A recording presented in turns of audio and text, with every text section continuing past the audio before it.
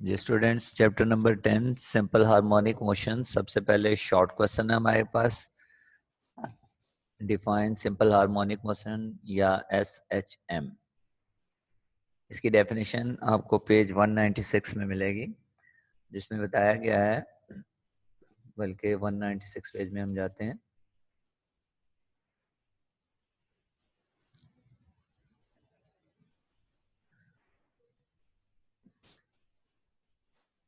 Simple harmonic motion एक ऐसी motion होती है जिसमें ऑब्जेक्ट वाइब्रेटरी मोशन करता है या ऑसिलेटरी मोशन। वाइब्रेटरी मोशन या ऑसिलेटरी मोशन एक ही चीज़ के दो नाम है, और उसमें जो एक्सेलरेशन प्रोड्यूस हो रहा होता है वो हमेशा डिस्प्लेसमेंट के डायरेक्टली प्रोपोर्शनल होता है। यानी कि डिस्प्लेसमेंट बढ़ाएंगे तो एक्सेलरेशन भी बढ़ जाएगा, डिस्प्लेसमेंट कम करेंगे तो एक्सेलरेशन भी कम हो जाएगा। और प्लस एक्सेलरेशन जो होता है उसकी डायरेक्शन हमेशा टूवर्ड्स द मीन पोजीशन होती है। तो तीन बातें जो हैं वो कंप्लीट करेंगे तो इसकी डेफिनेशन कंप्लीट होगी। पहली बात हमने क्या कहा, it is an oscillatory motion, इसमें to and fro vibrating motion होती है। नंबर टू हमने क्या कहा, एक्सेलरेशन जो पैदा होता है इस दौरान में वो हमेशा डिस्प्लेसमेंट के डायरेक्टली प्रोपोर्शनल होता है। और नंबर थ्री हमने क्या बात की कि एक्सेलरेशन की डायरेक्शन हमेशा मीन पोजीशन की तरफ होती है। एक्सट्रीम और मीन पोजीशन, इसके बारे में अभी हम डिस्कस करते हैं। पहले आप ये डेफिनेशन देखें। To and fro oscillatory motion in which acceleration of the body is directly proportional to the displacement of the body from the mean position and it is always directed towards the mean position. इसको explain करने के लिए हम simple pendulum की diagram अपने सामने रखते हैं। तो फर्स्ट चैप्टर में जी सिंपल पेंडुलम हमारे पास ये एक सिंपल बॉब है हमारे पास और स्ट्रिंग के साथ अटैच है, और इसको थोड़ा सा डिस्प्लेस किया जाए तो ये ए और बी दो पॉइंट्स के दरमियान वाइब्रेट करना शुरू कर देता है। अब इसकी मोशन वाइब्रेटरी मोशन है, ए से बी में जाता है और बी से ए की तरफ वापस आ जाता है। इसके अलावा जब हम इसको ओ से ए की तरफ डिस्प्लेस करते हैं तो जो इसमें एक्सेलरेशन पैदा होता है वो डिपेंड करता है इस डिस्प्लेसमेंट के। यानी कि ओ से ए की तरफ जो डिस्प्लेस किया है इसको ज़्यादा डिस्प्लेस करेंगे तो एक्सेलरेशन ज़्यादा प्रोड्यूस होगा, और अगर हम कम डिस्प्लेस करेंगे तो इट कम एक्सेलरेट करेगा। नंबर टू, जो एक तो वाइब्रेटिंग मोशन हमने बात की, दूसरा हमने कहा एक्सेलरेशन डिस्प्लेसमेंट के डायरेक्टली प्रोपोर्शनल है, और तीसरी बात हमारे पास ये है कि एक्सेलरेशन की डायरेक्शन मीन की तरफ है। इसको भी डिस्कस करते हैं। जब ये बॉब वाइब्रेट कर रहा है ए और बी के दरमियान में, तो ए से ओ की तरफ जब ये मूव करेगा तो इसकी वेलोसिटी बढ़ेगी, और जब वेलोसिटी इंक्रीज हो रही होती है तो एक्सेलरेशन की डायरेक्शन उसी तरफ होती है जिस तरफ ऑब्जेक्ट मूव कर रहा होता है, यानी कि वो मीन पोजीशन की तरफ एक्सेलरेशन की डायरेक्शन है।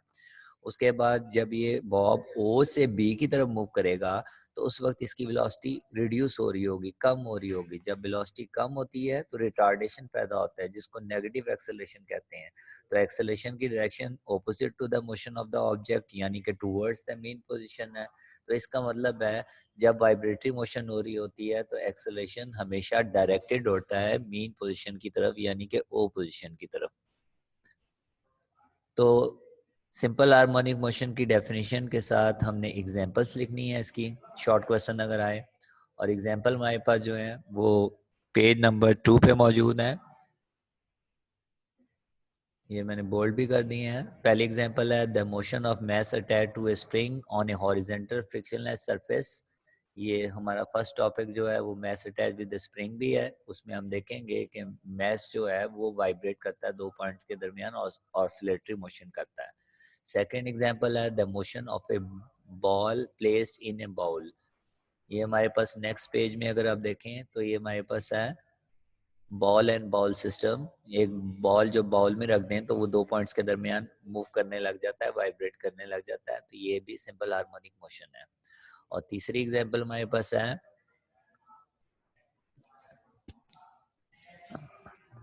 and the motion of a bob attached to a string are example of SHM।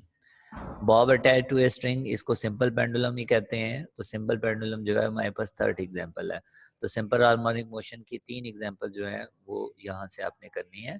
उसके बाद हमारा फर्स्ट लॉन्ग क्वेश्चन आता है जो कि हमारे पास है motion of mass attach to a spring.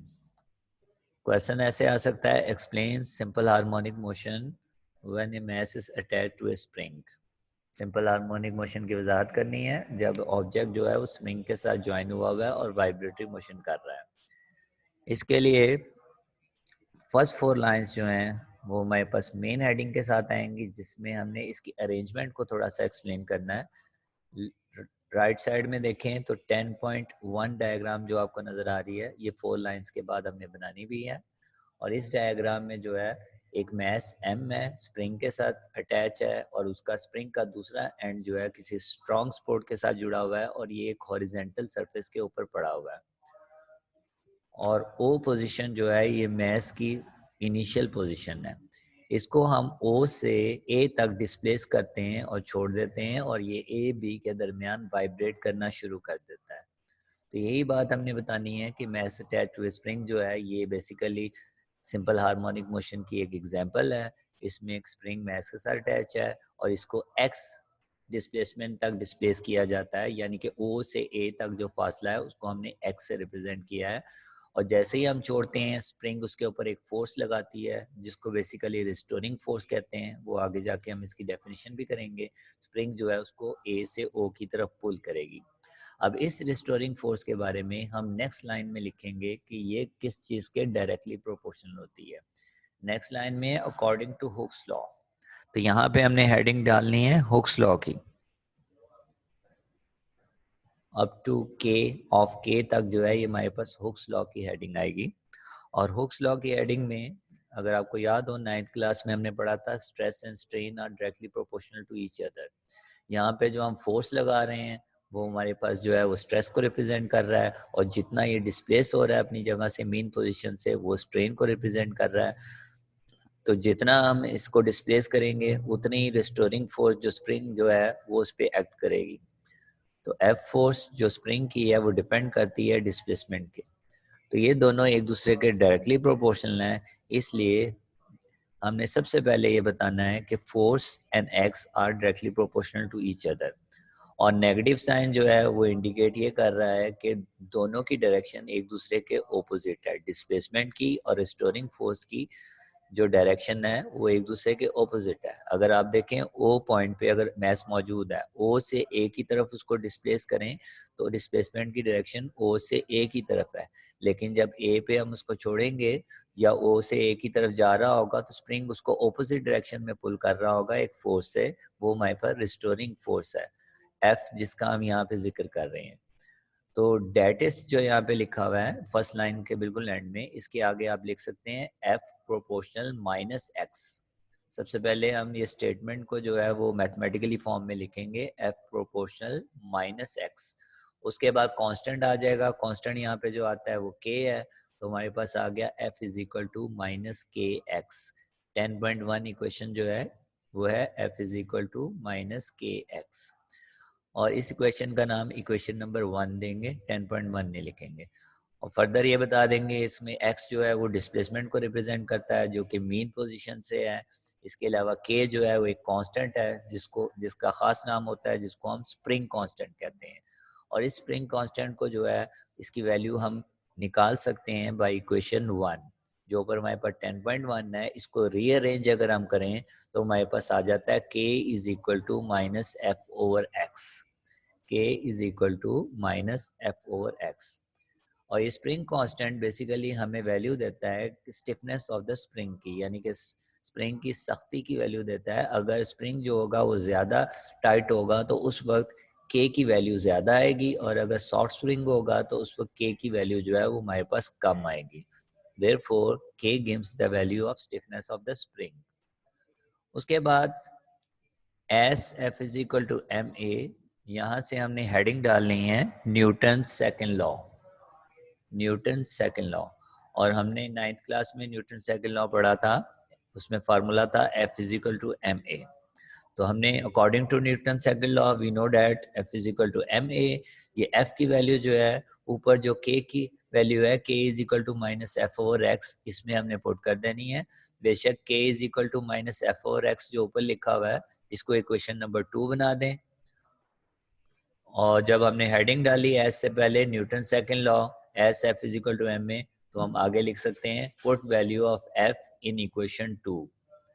F is equal to M a के आगे कॉमा लगा के आप लिख सकते हैं put value of F in equation 2। Equation 2 जो है हमारी ऊपर है k is equal to minus F over x. इसमें जब वैल्यू पुट करते हैं तो देयरफॉर वाली लाइन आ जाती है, therefore k is equal to minus m a over x. k is equal to minus m a over x. इस लाइन के फौरन बाद रीअरेंज किया गया है और a की वैल्यू निकाली गई है और a की वैल्यू आती है a is equal to minus k over m is equal to x. चाहे तो इसके ऊपर वाले स्टेप में क्रॉस मल्टीप्लिकेशन कर लें, x को उधर ले जाएंगे तो k x is equal to minus m में आ जाएगा। उसके बाद a की वैल्यू निकाल लें तो और वाली लाइन आ जाएगी a is equal to minus k over m x, where k is the spring constant and mass is a constant quantity. इसका मतलब ये है कि k ओवर m जो है ओवरऑल एक कांस्टेंट क्वांटिटी है और k ओवर m कांस्टेंट है और इक्वालिटी का निशान भी मौजूद है। हम जानते हैं प्रोपोर्शनलिटी का निशान जब खत्म होता है तो इक्वालिटी और कांस्टेंट आता है। अगर हम ऑपोजिट जाएंगे तो k ओवर m जो है और इक्वालिटी को ख़त्म करें तो प्रोपोर्शनल का निशान आएगा। तो हमने लिख दिया a प्रोपोर्शनल माइनस एक्स। यहाँ पे आपको प्रोपोर्शनल का निशान नहीं नजर आ रहा है, मिस्टेक है बुक में, तो आप अपनी बुक में देखें वहाँ सही लिखा हुआ है। 10.2 इक्वेशन जो है वो है a प्रोपोर्शनल माइनस एक्स। और a प्रोपोर्शनल माइनस एक्स ये क्या बता रहा है हमें कि acceleration of the body is directly proportional to the displacement of the body from the mean position. यानी कि यहाँ तक जो है एस से लेके हमारा स्टार्ट होता है न्यूटन का सेकंड लॉ और ये जाता है पोजीशन तक। उसके बाद नेक्स्ट पेज में आए तो नेक्स्ट पेज में हमारे पास रिस्टोरिंग फोर्स बोल्ड हुआ आपको नजर आएगा। इसके ऊपर आप हेडिंग डालें रिस्टोरिंग फोर्स और जो रिस्टोरिंग फोर्स है वो आप डायग्राम के मुताबिक देखें कि जब ऑब्जेक्ट को हम ए पे ला के छोड़ देते हैं तो स्प्रिंग एक फोर्स लगाती है उसकी तरफ, उसको अपनी तरफ खींचती है। और अगर हम स्प्रिंग को ओ से बी की तरफ ला के रिलीज कर दें तो स्प्रिंग उसको पुश करेगी। इसका मतलब है स्प्रिंग जो है पुश या पुल कर रहा है टूवर्ड्स मीन पोजीशन। ए पे लाएंगे तो ए में उसको पुल करेगा मीन की तरफ, अगर बी पे ला के रिलीज करेंगे तो स्प्रिंग जो है उसको पुश करेगा ओ की तरफ। तो ये जो पुश और पुल की फोर्स होती है जब कोई ऑब्जेक्ट वाइब्रेटरी मोशन कर रहा होता है और पुश और पुल की एक फोर्स जो उस पर एक्ट कर रही होती है जो कि मीन पोजीशन की तरफ होती है, इसको हम रेस्टोरिंग फोर्स कहते हैं। जैसा कि उसने लिखा हुआ है, a restoring force always pushes or pulls the object performing oscillatory motion towards the mean position। यानी कि मेन की तरफ ही पुश या पुल कर रहा होता है जब कोई ऑब्जेक्ट ऑसिलेटरी मोशन कर रहा होता है, तो ये जो फोर्स होती है इसी को ही हम रेस्टोरिंग फोर्स कहते हैं। अगर restoring force as short question आ जाए तो आपने ये डेफिनेशन करनी है और इसके साथ ये फार्मूला लिख देना है जो कि 10.1 है, F is equal to minus के x. F is equal to minus के एक्स। तो रेस्टोरिंग फोर्स के साथ बेशक आप एंड में लिख लें इसका फार्मूला। उसके बाद इनिशियली से लेके